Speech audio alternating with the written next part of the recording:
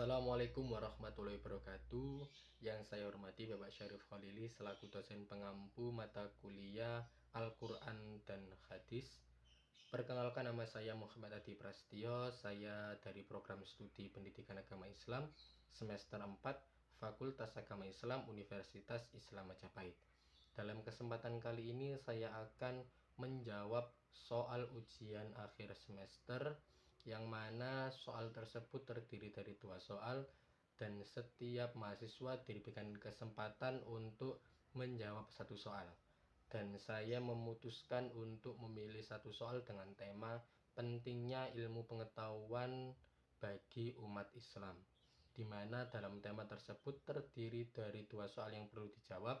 Yang pertama yaitu mengenai konsep ilmu pengetahuan dalam Islam, dan yang kedua mengenai dalil-dalil ayat Al-Quran serta hadis mengenai keharusan umat Islam untuk mengembangkan ilmu pengetahuan.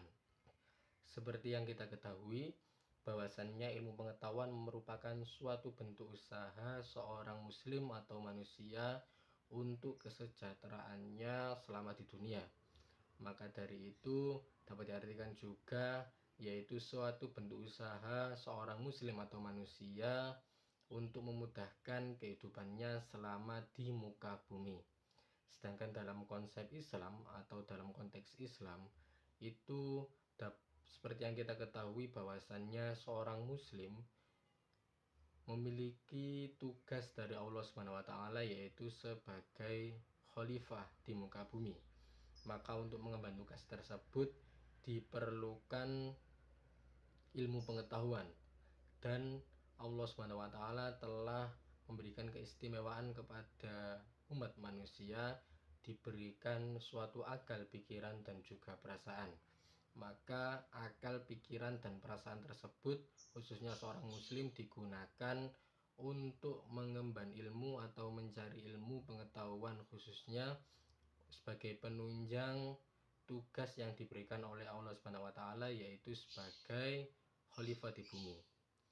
Dan seorang muslim itu dipercaya tidak hanya memikirkan urusan akhirat saja, namun Allah juga memerintahkan seorang manusia untuk memikirkan urusan dunia selama hidupnya di dunia.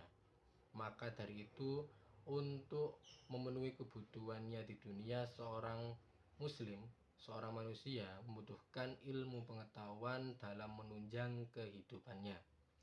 Untuk dalil-dalil ayat Al-Quran dan juga hadis, saya memiliki 1 hadis dan juga 1 ayat Al-Quran, yang mana 1 hadis ini mungkin sudah banyak kita ketahui, sudah banyak kita hafal, yaitu tolabul ilmi faridotin ala kulli muslimin, di mana hadis tersebut bagi saya sudah cukup sebagai dasar seorang muslim itu harus mengembangkan ilmu pengetahuan, di mana tolabul ilmi di sini tidak dijelaskan secara terperinci atau secara terkhusus sebuah ilmu agama, namun hanya ilmu saja. Dan seperti yang saya katakan pada video sebelumnya, yaitu di sejarah kebudayaan Islam, bahwasannya ilmu yang saya maksud di situ adalah ilmu pengetahuan dan juga ilmu agama. Maka dari hadis tersebut sudah cukup menjadi suatu kewajiban bagi seorang muslim untuk mengembangkan ilmu, khususnya pada bidang ilmu pengetahuan. Yang kedua yaitu terdapat ayat pada surah Al-Ankabut ayat 43 yang berbunyi, dan perumpamaan-perumpamaan ini kami buat untuk manusia dan tidak ada yang akan memahaminya kecuali mereka yang berilmu. Dalam hal ini seperti yang kita ketahui bahwasannya Al-Quran itu bukan bahasa sehari-hari yang digunakan oleh bangsa Arab, namun dalam Al-Quran banyak sekali perumpamaan-perumpamaan atau kiasan-kiasan. Maka dari itu diperlukan suatu ilmu untuk mengetahui isi kandungan Al-Quran atau untuk menafsirkan isi kandungan di dalam Al-Quran yang banyak kiasan atau perumpamaan.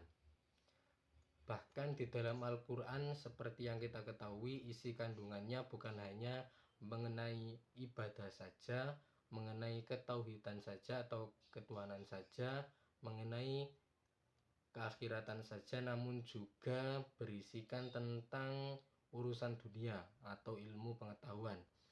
Bahkan tidak sedikit para ilmuwan yang non-muslim itu bermualaf atau masuk Islam karena tertarik dengan isi kandungan yang ada di dalam Al-Quran. Karena di dalam Al-Quran juga berisikan ilmu-ilmu ilmiah yang diperlukan atau dibutuhkan oleh para ilmuwan tersebut, sehingga mereka rela berpindah agama atau bermualaf untuk mengetahui isi kandungan dari Al-Quran tersebut. Mungkin sekian penjelasan dari saya, kurang lebihnya saya mohon maaf. Wabillahi taufik wal hidayah. Wassalamualaikum warahmatullahi wabarakatuh.